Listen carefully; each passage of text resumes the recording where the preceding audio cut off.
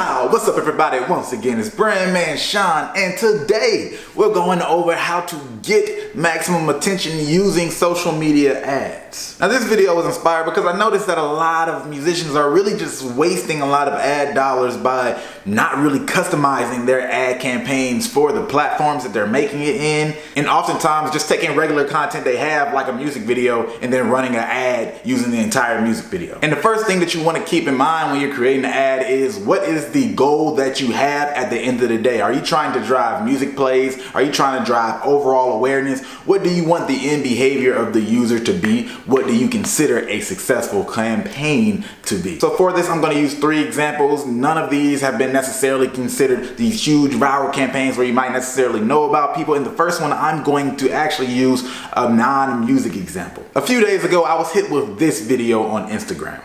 This is also a metaphor for your car. So when you don't put Toyo tires on your car, you're basically doing this.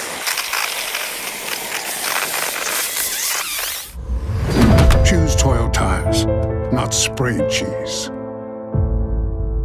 Now the first thing I actually saw scrolling down my feed was food. That beautiful looking steak. You keep watching for a few seconds and then bam, the cheese happens. Obviously, especially on a platform like Instagram, you're gonna catch a lot of people's attention using something as beautiful as a steak, some good looking food, but this ended up being an entire commercial. And you can see that a lot of people got when they talk about it in the comments. But why this commercial works, which is really important to remember and take note of, is the fact that even though they had the steak and it transitioned to end up being a tire commercial, it wasn't like some straight spammy stuff. It made sense in the narrative of the actual story itself. The steak was ruined by cheese. They were using it as a metaphor to say your car is ruined if you don't have our tires. Don't put cheese on your car. I want to drive that point in because a lot of people call everything clickbait these days, but clickbait isn't necessarily clickbait, or at the very least, it's not so much of an offense if what you're using or the content after the click actually makes sense and it's providing value at the end of the day. But so the point is, they were able to use something to capture people's attention and then transition. When you have something as boring as tires, right? A lot of you guys are working with music, or just everybody has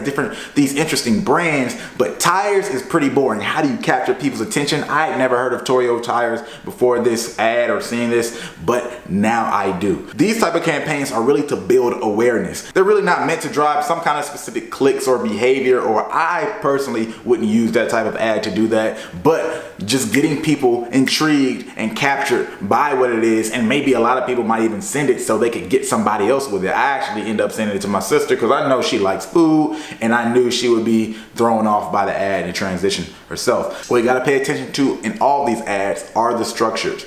You have something quick that brings in the attention, and you use that somehow to lead to another narrative that makes sense for whatever you want to do, or at least want them to know. And because you're using this type of ad to drive awareness with a lot of people who might not necessarily know you already, this is one of the type of ads I would recommend doing like a Facebook ad campaign and actually paying for it, because it has the ability to stop people in their tracks for just enough time to get informed of you. Number 2, the second ad was actually just an Instagram post. So I'm gonna go ahead and start and say this type of ad is not to build a fan base or bring in new followers. This is to engage and direct your fans, your current fans, to a specific action. Oh, I get it. So you spent $99 on free shipping and you mad because you ain't got $10 a month to put towards them.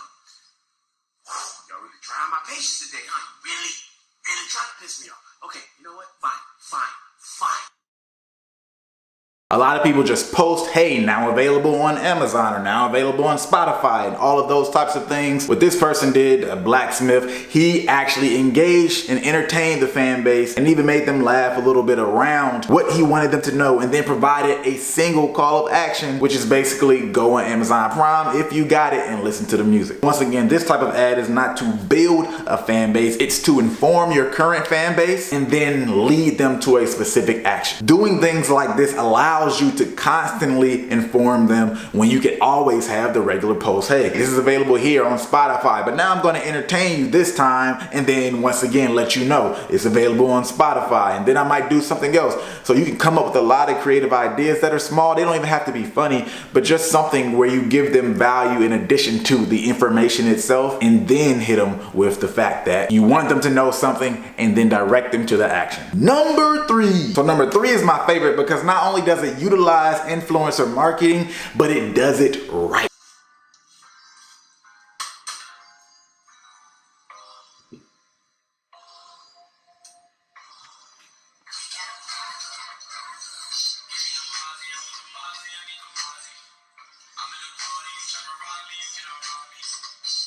Stop it. You got the topic. Oh no. Hey. Mozzie, I want the Mozzie. I want the Mozzie. What?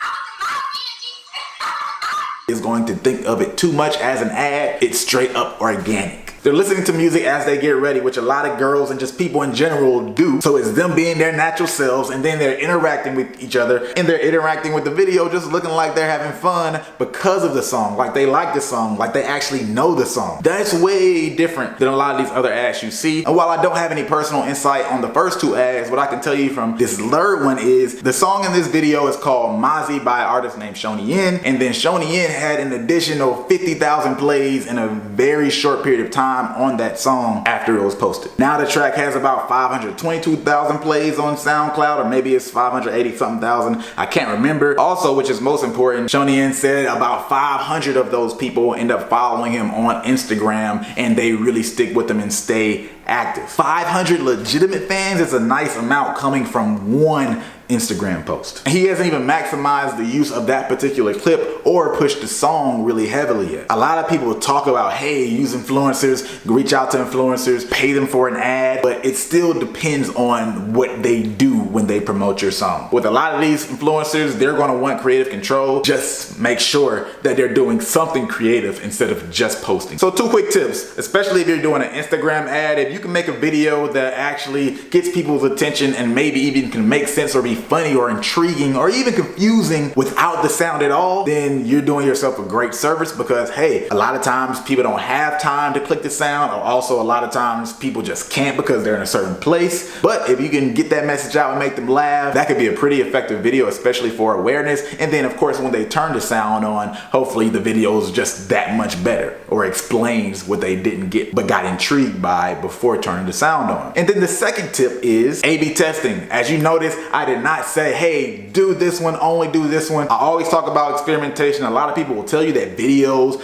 do better on social media than text ads, but I say you test that for yourself, because it all depends on your goals. What a lot of people get confused by is they'll see a bigger reach, or they'll see bigger numbers as far as watches when it comes to the videos, but it just means people might have saw the video. But that doesn't mean much if they like the video or anything like that, so you might just want to use that as awareness, just like the first video, because a lot of times what you might find, in my experience with text ads, is you will have more clicks and better drive people to specific behaviors. If you don't have a good video ad in itself, or even just good copy when you're writing your text ad,